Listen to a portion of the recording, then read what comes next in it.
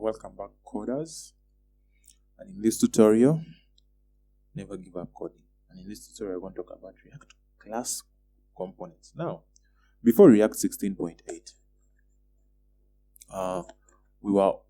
the only way to track a state or the life cycle of a React component was a class component. A function component could not do it. So before React 16.8, a function component was known as a stateless. It was known as a stateless. It had no state. You could not track the information that it held. So it could just render out information, but you could not track the information that it held. So it was stateless. So the only way you could track lifecycle was using class components. But with the help of React hooks, you can now track lifecycle with the help of React hooks. You can now track lifecycle, and so it became kind of not good, or not that it's not good. It became kind of novel, or people decided to use mainly function components and they stopped using class components. But you can also use, if you prefer using class components, you can follow along with this tutorial. If you don't prefer using class components, or you don't like them, or you hate classes, you can just go on to the next tutorial and you can leave this tutorial.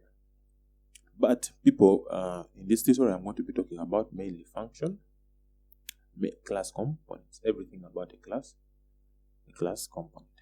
So, how do you create a class component? To create a class component, it's simple. So I can create my component. Let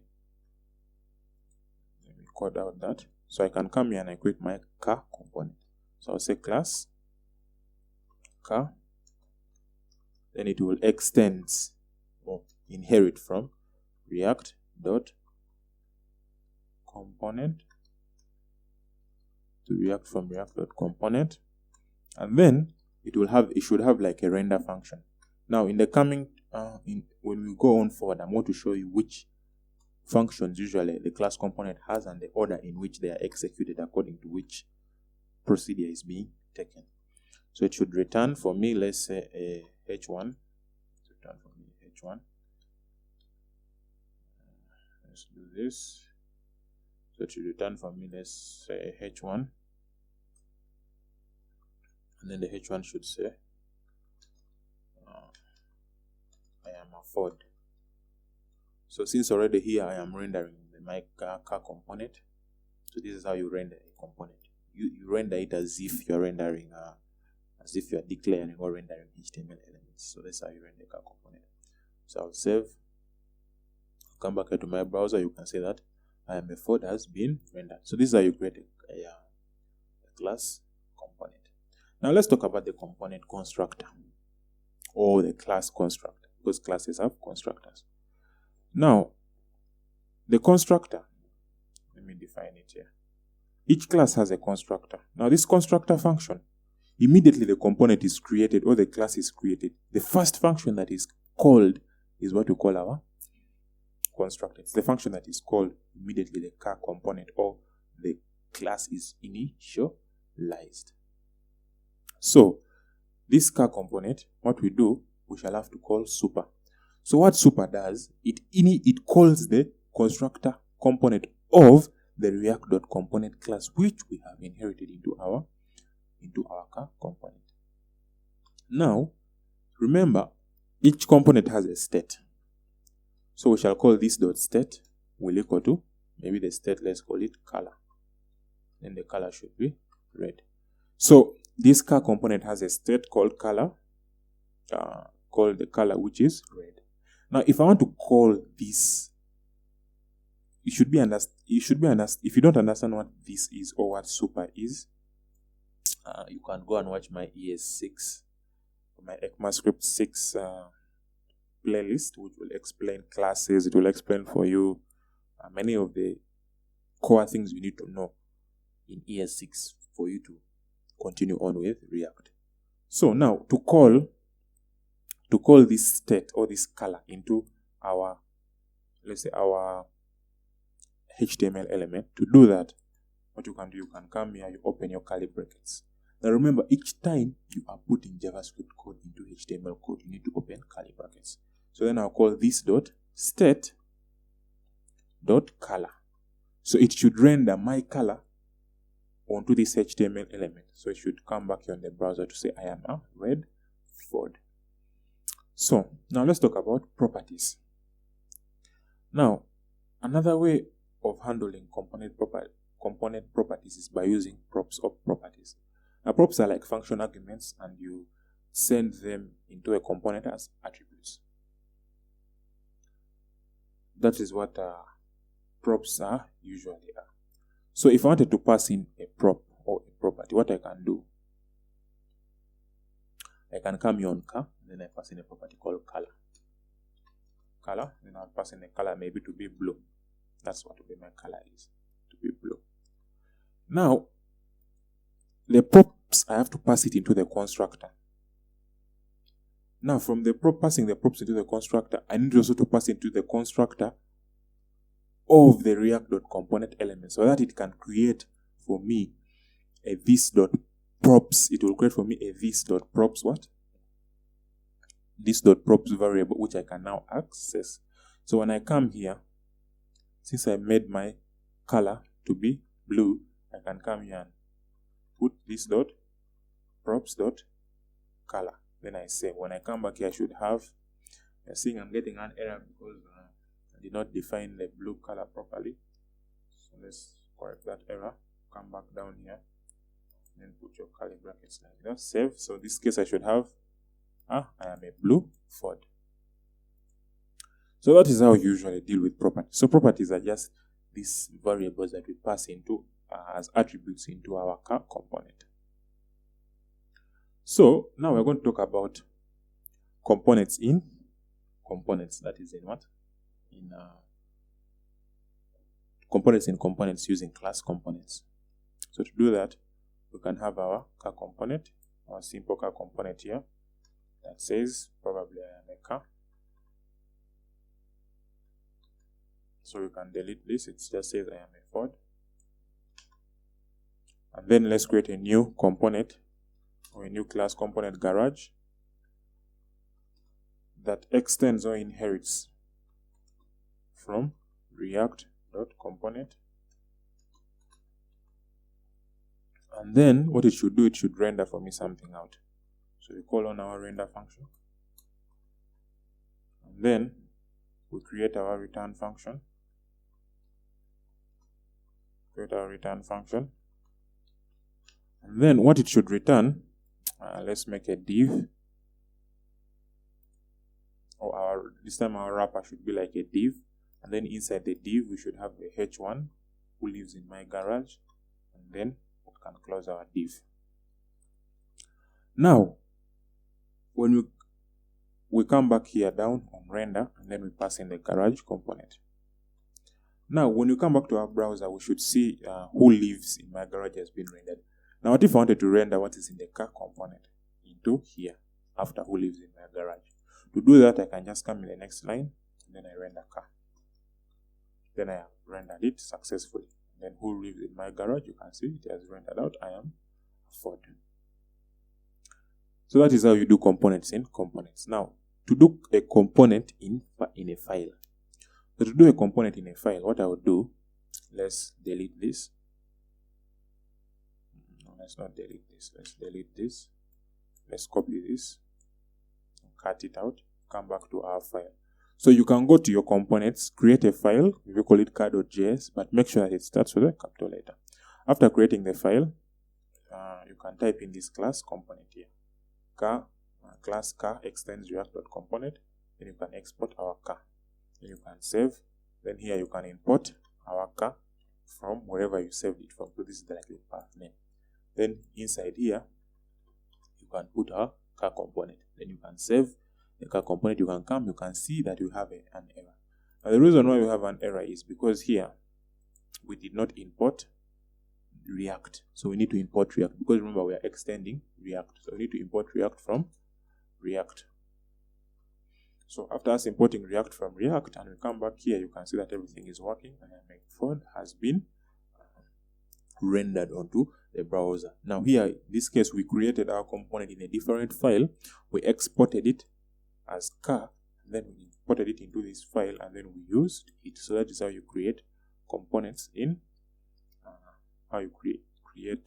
components in files, and then you can be able to use them. So that is how you do it. So now we can continue. Now React, we're going to talk about React class component states. So this is what we're going to be talking about, React class component states. That React class component states. Now React class components have a built-in state object. Now you might have noticed that in the earlier code we used state in the component constructor section. Now the state object is where you store property values that belong to the component. Now when the state object changes, the component re-renders, meaning that if you have a state object and then it changes, the component will re-render. So that I'm going to demonstrate how that works. So let's create our another component, a car component. So we can remove this and then let's create a car component. So to create a car component, we can call class and then car, and then let the car component extend or inherit from React.component. So then after it, we're going to now call our constructor class, constructor class. If I have spelled it right, constructor, and then in our constructor class will be passed in props, and then we shall initialize the constructor class of the class we're inheriting from. So we shall pass in props, and then we shall now state a state. So this state will equal to, let's call brand, and then let the brand be Ford. So when this information in this .state changes, the render function will be re-rendered. It means that it will be recalled and then re-executed to make the changes. So now let's call our render function. Let's create our render function. And our render function, we are going to return something simple in our render function. First delete this. Yes, in my render function, I'm just going to return something simple in the render function. So what we're going to return in the render function is a div having some values of my car. So this is what we're returning in the render function, a div, a wrapper around the variable my car. So this is let's say this is how the state function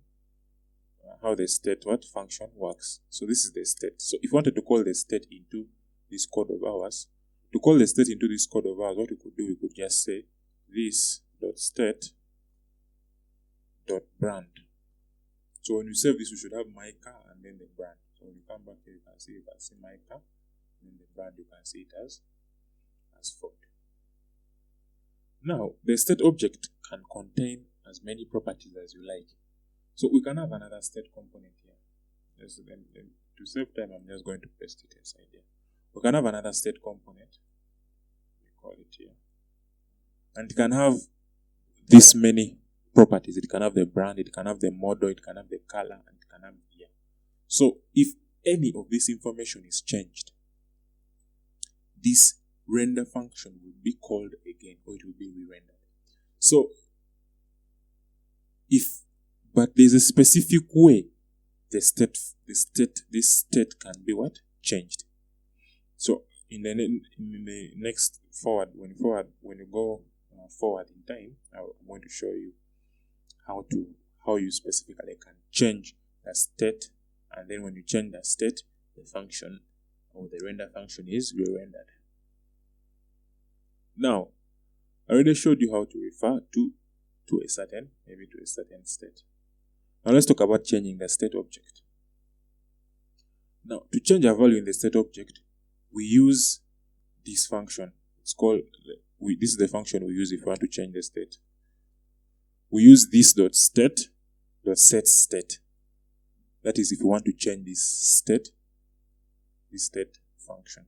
Now these things could be looking a little bit confusing, but they are already predefined. Don't ask me where the set state is. The set state is a function of React.component which car inherits. So it is already predefined. So it will look that have we defined, because in the React.component we already have this .state defined, but it's equal to nothing. But then it will look that in our constructor, did we define this .state? Okay, we define this .state. So when you call this set state variable, this set state method, it will check if we define this .state, and then it will change it, and then it will call or re-render the render method. Now when the value in the state object changes, the component will re-render, meaning the output will change according to the new values. So to make this look, let's say real, let's have this .state.brand probably. Then let's also put another one. This .state.model.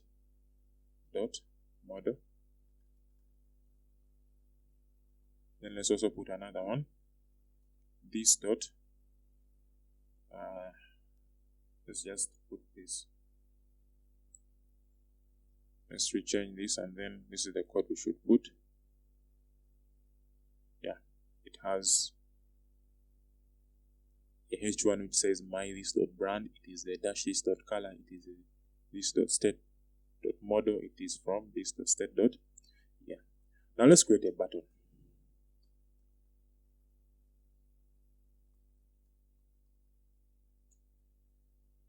Let's create a button.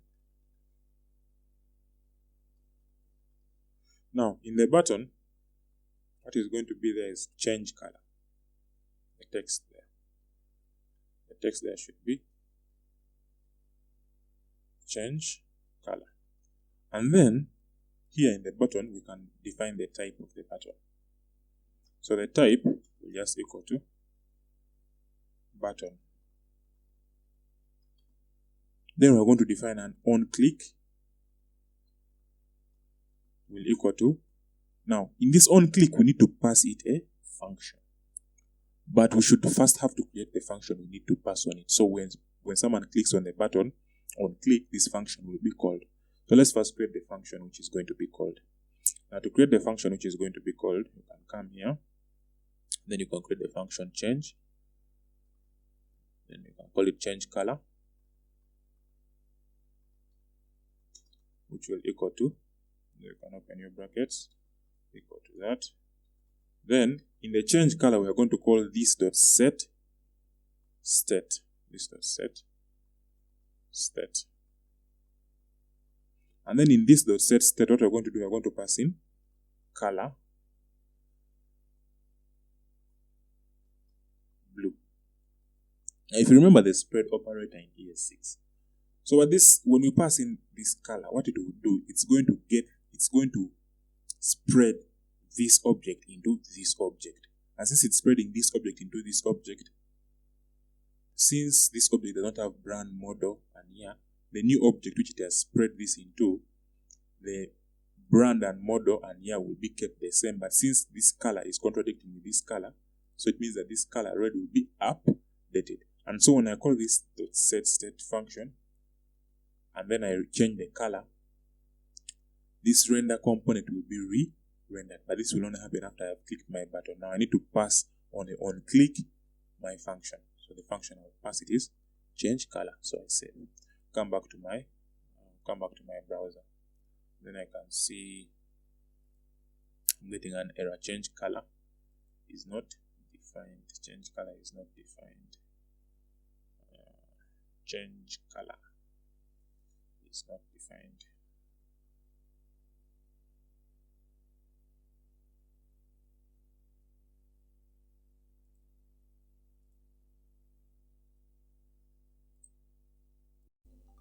So the problem here is because I'm working with in a class, to call change color, I need to call this dot.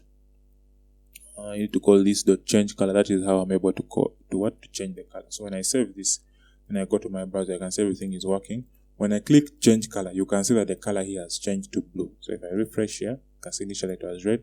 When I click change color, it is a blue Mustang from 1964.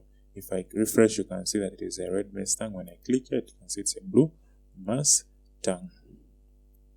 So that is how you use the state component. But always use the state component method to change the state object. It will ensure that the component knows that it has been updated, and then it will call the render method and all other lifecycle methods. So now in this next segment, what we're going to do, we're going to talk about lifecycle methods. So this next segment, this is what we're talking about, lifecycle methods. Now each component in React, meaning that each component you create, car component, maybe a bag component, any component in React has a life cycle which you can monitor and manipulate during 3 phases. So each component in React has 3 phases. So these are the phases it has. It has the mounting phase, the updating phase, and the unmounting phase. Now what does mounting mean on React? Mounting simply means putting the elements in the DOM. So when an element is put onto the DOM, it means mounting. Unmounting is when the element is removed from the DOM.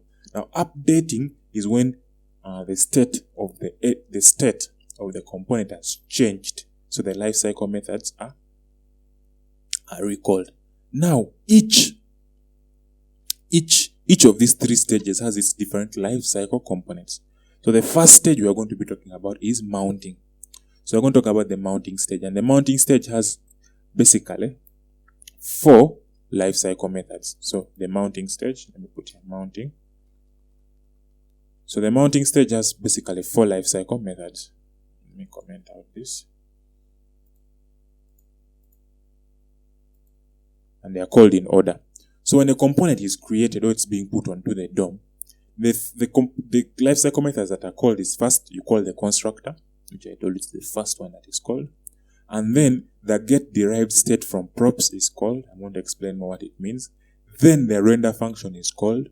Then the component did mount is called. So after the component is mounted, another function called component did mount will be called. Now, the render method is required and will always be called. So every time you create a component, you need the render function. But the others are optional and will be called if defined. So if you don't define the constructor, you don't define the get derived state, or you don't define the component did mount, they will not be called. But if you define them, if you define all of them, they will be called in this order of constructor, get derived state from props, render, and component did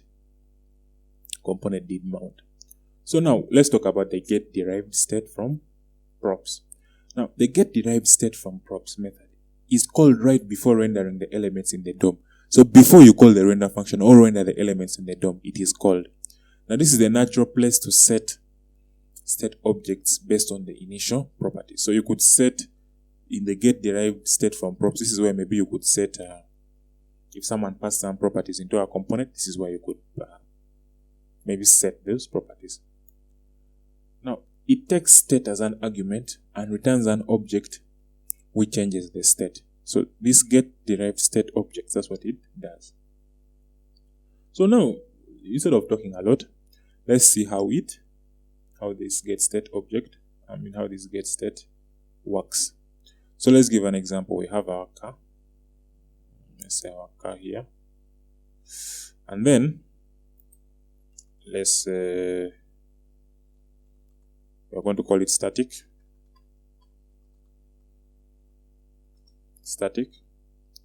And then get derived state. I hope I have spelled derived well. Get derived state from props, and then I'll be passed props and state. So this function get derived state from props is called right before you render on the screen, and then it is passed 2 arguments. It passed the props argument and then the state argument, and then it should return an object that will change the state. To return an object that will change the state of the component. So maybe what I want to change is maybe the year.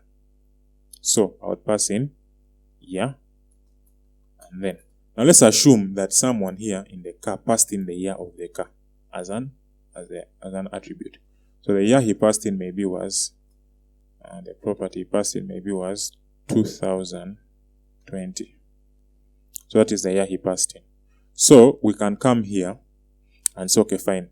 Since we have been past the properties and then the state, what you can do, we can say, okay, fine, year, and then we say props, which is one of the properties, dot year. And then we save.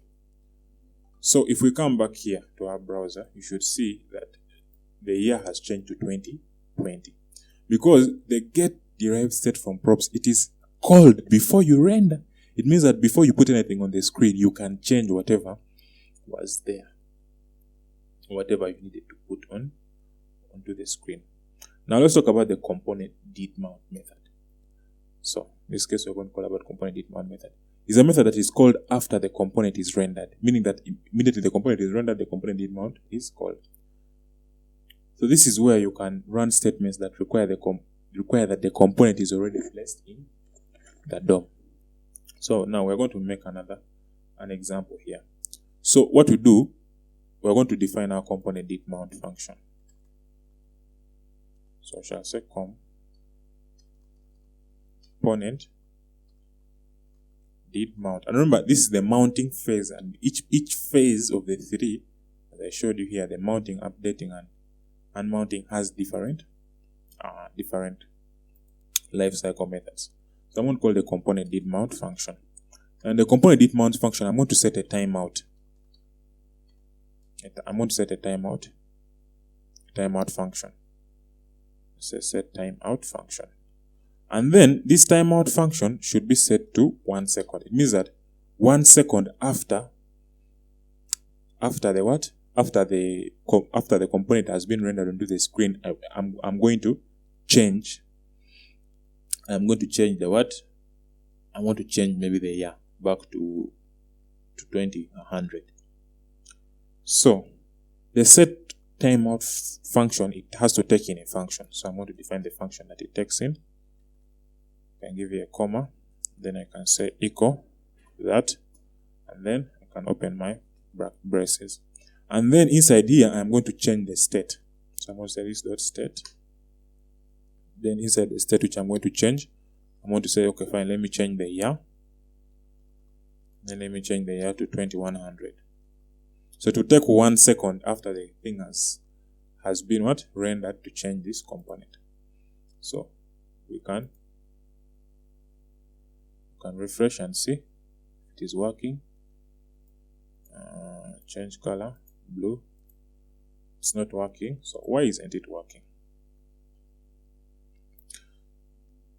So we can remove this get derived state, set timeout. I hope I defined this well. Set timeout is equal to, okay, fine. Okay. Let me put that as my text, save. So let me come back here and see if everything is okay. So it is now working. So if I refresh, you can see it is showing me. If I refresh, 1964, 1 second later, 2100. Because after it has rendered this information onto the screen, 1 second, then it will show me the 2100. So the component did mount is called after the render, after information has been rendered onto the screen. So that is the mounting phase. Remember, the lifecycle component has 3 phases: mounting, updating, and unmounting. And each phase has its own lifecycle components. So now we're going to talk about the updating phase. So this was previously the mounting phase. So I'm going to talk about the updating phase. So we're now going to talk about the update phase, or the updating phase. So what does that mean?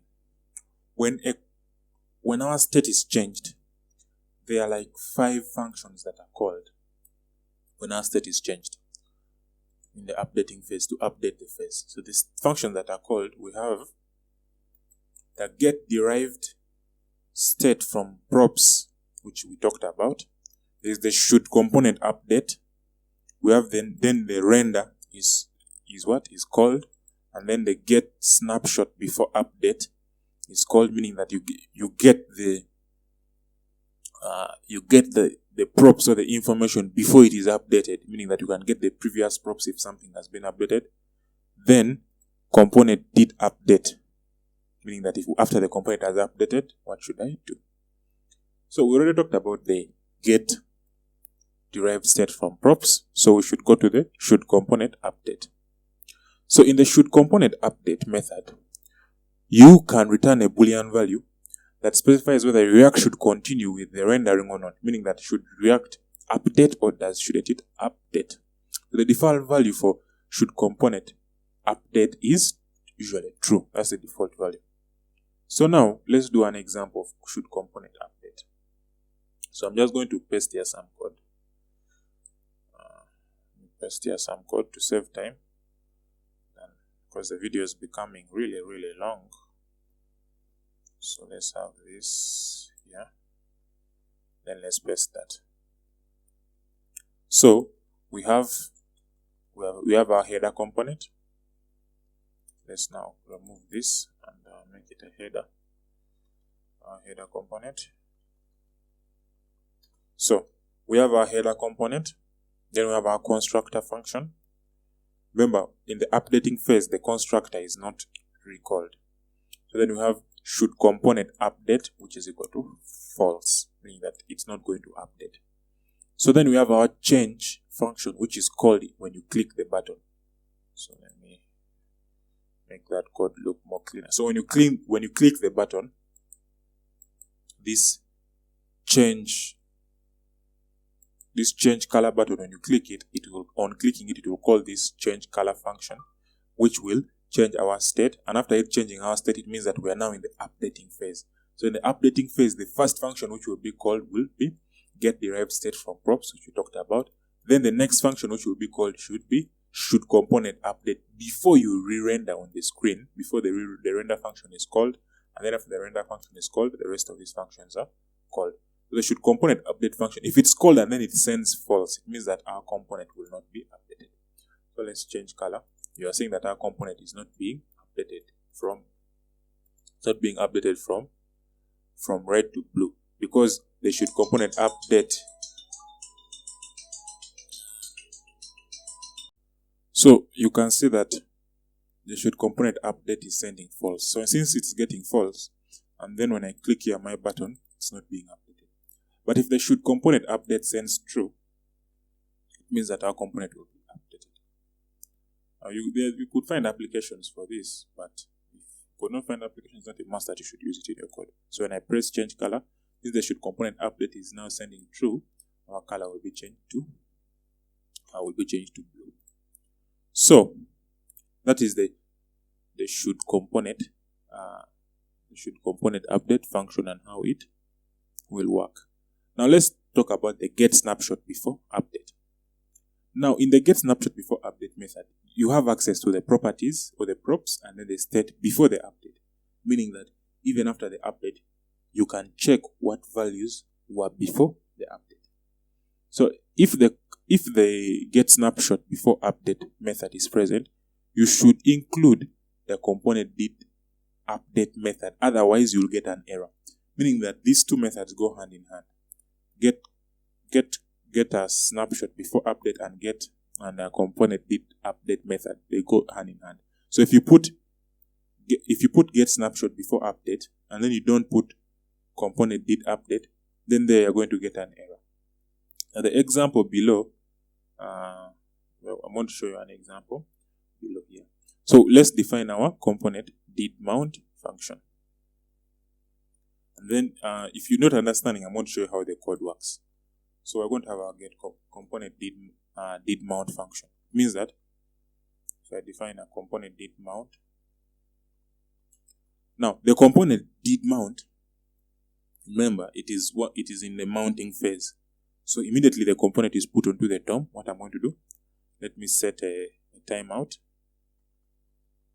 I'm going to set a timeout, and then the timeout should be for 1 second. So I'm going to put here 1 second, which is 1000 milliseconds. And then it needs me to pass into it a function. So I'll pass into it a function.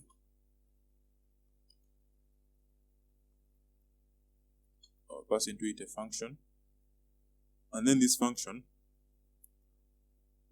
will update the favorite color to yellow. So it will call this dot set state, and then this set state it's going to update it to this dot set state is going to update it to yellow. So the favorite color will be updated to yellow.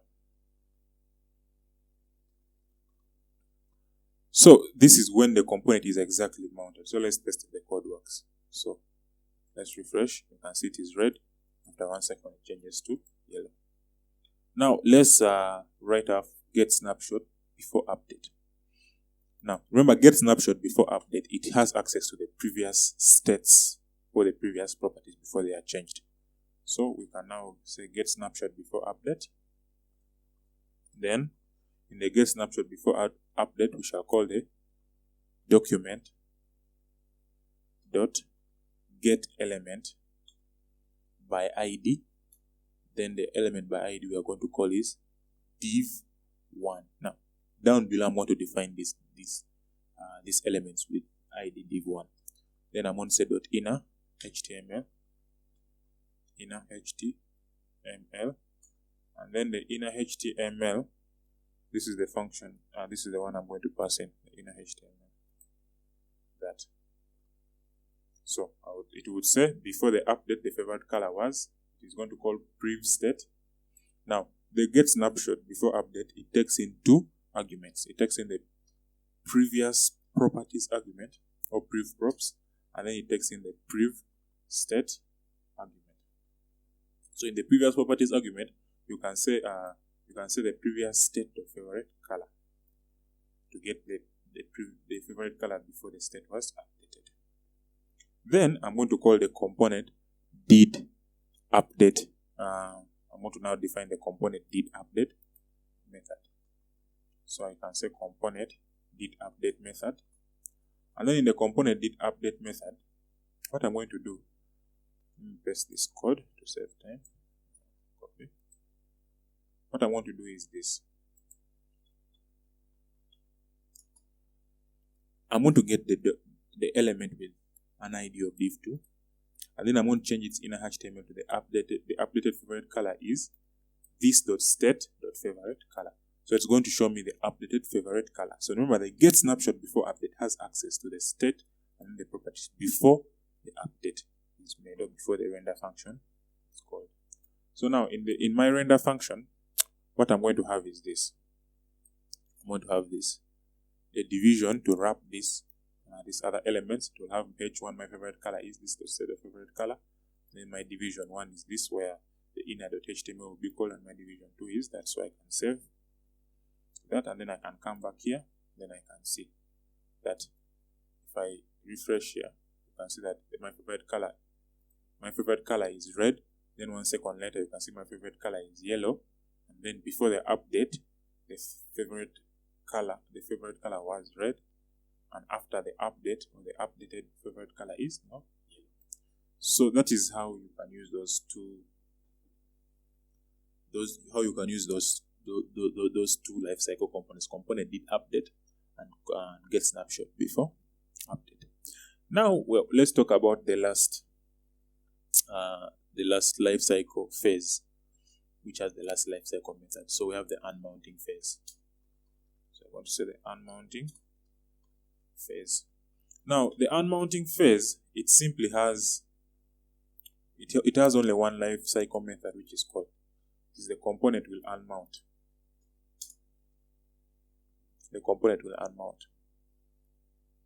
Now the component will unmount method is called when the component is about to be removed from the DOM. It means that you're about to delete the component from what? You're about to delete the component from your DOM. So now let's delete this and let's create a new component. Let's call it a container. We're going to create two components. One is going to be called the child component, and the other will be called the container component. So let's create our container component first. So we shall say class container, and then it extends from React dot component. And then let's define our constructor class, our constructor method, I mean.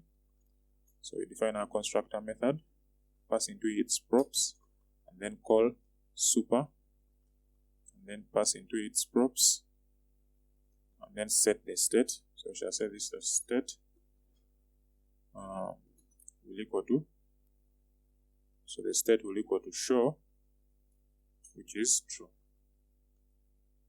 So the state will equal to show, which is true. Then we can now define our render function. So to define our render function, so then in the render function, I'm going to select my header.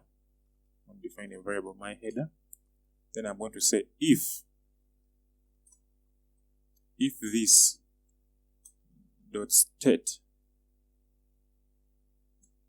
if this dot state dot show, if this dot state dot show is true, what I will say, I will select my header equal to the child component. Now I've not yet defined this child component. I'm going to define it next. So if you ask why I'm doing that, I'm going to define that child component next. So after that if statement, then I have to return the return body, which has to return some HTML. So I'll return, then open my brackets here in my return component, and then in the return I will have a div /div, and then I'll have my header. I'll pass in here my header, and my header will only be defined if my state show is equal to true. So then I'll pass in here my header. Then I'm going to pass in a button here. So let me just copy the button and pass it inside here. So I'm going to pass in that button. Now the button is of type button. Then it has an on-click function, which is this delete. Then it's called delete header, and then button. So we need to define this function, this delete header. So to define that function, you can come up here, and then you define the function. So you can call del header. Which will equal to brackets cosine that. And then in the del header, what we're going to update is only one thing. We're going to update this show variable to false. So we shall say this dot set state. This dot set state. So this dot set state. Then we are going to make our show be false. So that is what the del header does. Meaning that when someone clicks this button, it's going to turn this del header to false. And when it turns this del header to false, our update phase will be called. And remember, in the update phase, the component is re-rendered. And when the component is re-rendered, when this component is re-rendered, it means that in this case, this state.show will now be false. It means that my header would not equal to the child component. And if it's not equal to the child component, it means that the child component is no longer needed in the DOM. It means that now the child component will be deleted from the DOM. And when the child component is now deleted from the DOM, we no longer need that child component. So now let's go and define our child component and see how it behaves when it is deleted from the DOM. So now our class, we define our child component. So we shall call class and then child, and then it will inherit from or extends from React dot component, and then we're going to define a render function. So what should our child component render? It should render something. So what our child component should render should just render hello world. That's what our child component should render. To save time, I'm going to press that. Our child component should render hello world. Now since our child component is rendering hello world, now we're going to define our component. Component will and mount. Let's call it component. I'll just come here, change that to will. Component will and then this is the small n. Component will and mount. Meaning that if the child component at one point is about to be removed from the DOM, what should I do? So here, this is where you can do maybe some cleanup. You want to remove some data which has been stored somewhere. When some component is being removed, you could do the cleanup in the component will unmount phase. Then you can say, okay, let me alert something. So the alert will be that the component named header is about to be unmounted. So that is the alert I would pass here. So let me pass the alert there. Then let me save. So when I pass my alert there, let me go back to my web browser. You can say I have a error. Header is not defined. So why is it saying header is not defined? Because here I'm passing to the render root.render. I'm supposed to be passing container because I no longer have the header. Component. So if I save, everything should be working well. You can see that. But when to delete the header, you can see that it has noticed that we are about to delete the component. So it has, since the component will in my component will unmount, I said, okay, fine. If you are about to delete this component child, alert that this header is about to be unmounted. So then when I click here, okay, it will be deleted out. So those are the different lifecycle methods in class components, and this is how class components are. So as you can see, class components are kind of confusing. If you don't understand the DOM and don't understand some key concepts, you could find class components a bit confusing. But if you're interested in using class components, use them. If you're interested in using function components, use them. They pretty much do the same thing. So thank you for watching, and keep coding, and see you or meet you in the next video. Thank you.